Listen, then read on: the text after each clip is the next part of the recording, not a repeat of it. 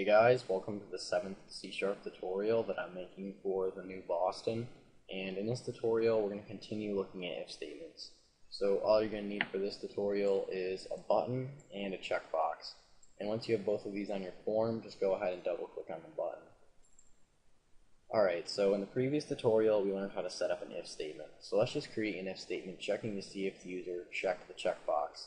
So we're going to say if, and then checkbox 1, so for our checkbox. And then we're going to want to see if the checked property is equal to true. And the checked property is basically just a bool indicating whether the user has checked the checkbox.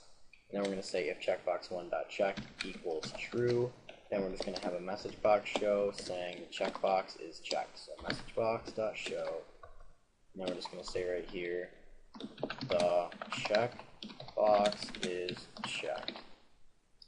Alright, so let's just go ahead and debug and see if this works.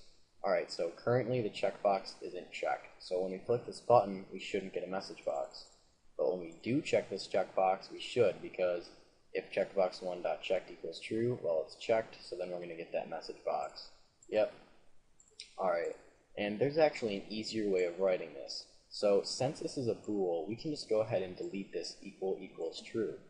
And doing this, just if checkbox1.checked, is the same as saying if checkbox1.checked equals true. So let's just go ahead and debug and see if it works the same. So currently the checkbox isn't checked, so we shouldn't get this message box when we click the button. Nope, but when we do check the checkbox and click the button, we should get a message box saying the checkbox is checked. Because if the checkbox is checked, then we'll get a message box saying the checkbox is checked. Alright. Well, what if you wanted to say if checkbox1.check equals false? Well, what you can do is just put an exclamation point right at the beginning.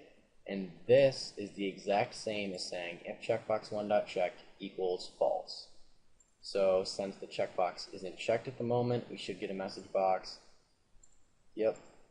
If the checkbox is checked, then we won't get a message box. Because if checkbox 1 isn't checked, then we're going to get a message box. But if it is checked, then we won't.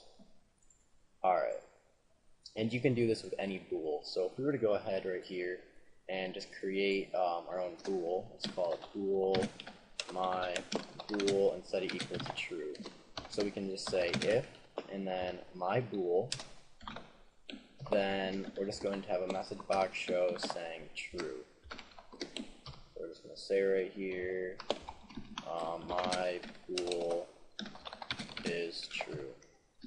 Alright, so if my bool is true, and this is just the same thing as saying if my bool equals true, then we're going to get a message box.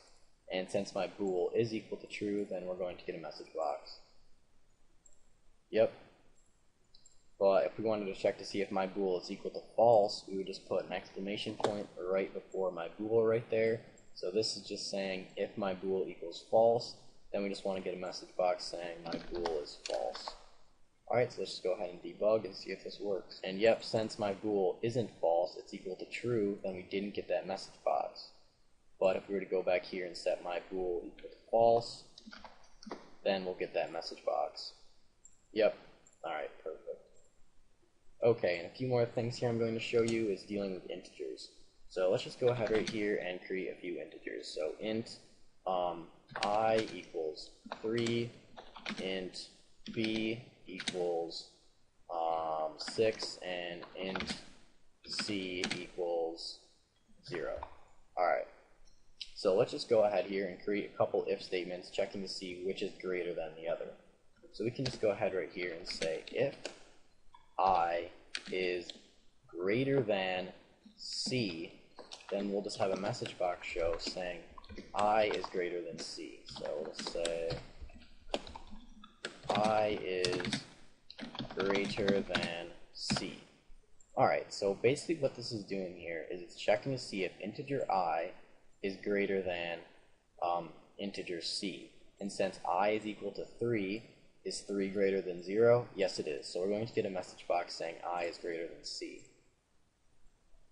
Yep, I is greater than c. And you could just put a number here if you wanted to. So if we wanted to see if I is greater than 2, is I greater than 2? Well, yes it is, so we're going to get a message box.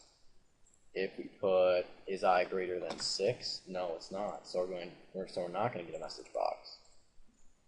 And we could also do less than. So is I less than 6? Yes, it is. So now we're going to get a message box. Yep. And we could compare other integers as well. So if we wanted to say, is I less than b, and since b is equal to 6, we'll get this message box.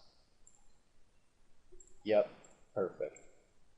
Alright, and there's also something called less than or equal to. So if we were to just put an equal sign here, it's the same as saying if I is less than or equal to b, then we'll get a message box. So if we just debug here, is I less than or equal to b? Yes, it is. But b is equal to 6. So if we were to just put a 6 here, we'd say if 6 is less than or equal to b, then we should get a message box. And since 6 is equal to b, we'll get a message box. Yep. But if we were to just do regular, is 6 less than b? No, it's not, because they're the same. Yeah, we won't get a message box. And you can also do greater than or equal to. So is 6 greater than or equal to b? Well, it's equal to b, so we should get a message box. Yep, and if we were to put like 100 here, is 100 greater than or equal to b? Well, 100 is greater than 6, so we're going to get a message box. Alright, so those are pretty simple. There's not really much explaining to do on those, but that's pretty much it for this tutorial, so see you guys.